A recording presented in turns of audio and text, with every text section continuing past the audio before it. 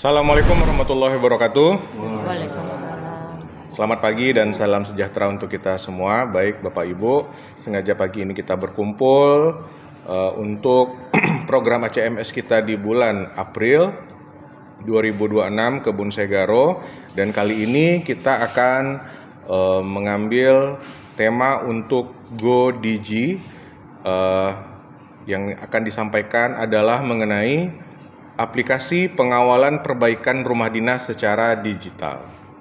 Nah, kita saat ini akan ada perbaikan-perbaikan untuk perumahan, baik itu perumahan Karpim dan perumahan Karpel, yang akan diprogramkan dari HO untuk seluruh regional, dan untuk itu sebagai langkah awal kita disuruh dulu untuk mensurvei kondisi rumah dinas kita masing-masing untuk dilaporkan di dalam aplikasi survei rumah dinas secara digital ini. Nah, sebelumnya saya menjelaskan mengenai geoinfrastruktur ini adalah instrumen strategis untuk kesejahteraan karyawan. Implementasi digitalisasi infrastruktur rumah dinas secara langsung demi memastikan hunian yang aman, layak, dan nyaman. Aplikasi ini bukan sekadar alat pendataan administratif, ini adalah fokus langsung dari BOD untuk merawat aset perusahaan sekaligus menjamin standar kesejahteraan Anda secara mutlak. Nanti ini berbasis aplikasi Android ya, memberdayakan karyawan untuk pencatatan data dan pelaporan kondisi aktual langsung dari lapangan. Jadi nanti masing-masing kita nih karyawan mendownload aplikasinya ya, begitu ya Bu RM. Nanti masing-masing mengisi kondisi rumah kita secara aktual di lapangan atau sesuai kondisi rumah kita masing-masing. Misalkan ada yang rusak apa gitu ya Bu.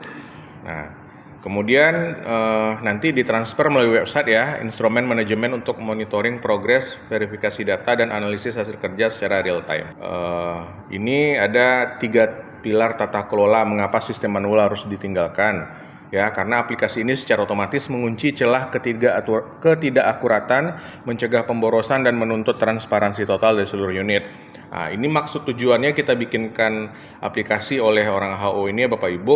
Jadi apa yang rusak realisasi di lapangan itu memang sesuai dengan kondisinya. Selama ini kan mungkin ya estimasi aja ya kan, yang rusak ini. Sementara kalau kita masing-masing rumah mengisi aplikasi ini, nah memang itu adalah kondisi real. Jadi kita tepat sasaran lah untuk memperbaiki rumah kita masing-masing. Nah, aturan main dan ketentuan mutlak implementasi ini adalah eksekusi perbaikan infrastruktur bergantung sepenuhnya pada tingkat kepatuhan unit dalam menggunakan aplikasi ini. Nah, setiap pengajuan permintaan perbaikan ya, AU31, PPAB, DPBB wajib mencantumkan nomor survei rumah. Tanpa nomor survei rumah, verifikasi dan validasi lapangan tidak akan diproses. Jadi diingatkan untuk seluruh penghuni rumah yang menghuni rumah itu harus mengisi survei. Kalau tidak itu, ya tidak akan diproses perbaikan rumahnya. Begitu ya Bu ya kemarin ya. Iya. Dan batas minimum kelayakan itu 50%. Apabila jumlah rumah yang disurvei pada suatu kebun atau unit berada di bawah 50% dari total aset, maka unit tersebut tidak akan diprioritaskan.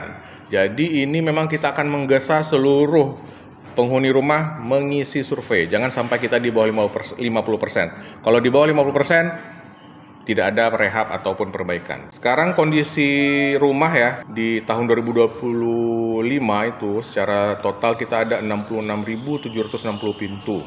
Rumah rusak itu ada sekitar 50,45%, separuhnya ya. Nah, kemudian ada peremajaan rumah ada sebesar 3.100 pintu.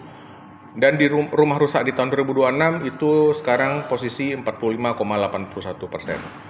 Masih tinggi juga lah kategorinya walaupun sudah di bawah 50%. Oke Bapak Ibu, mungkin ini saja yang dapat saya sampaikan untuk sosialisasi survei pengawalan perbaikan rumah dinas secara digital ya.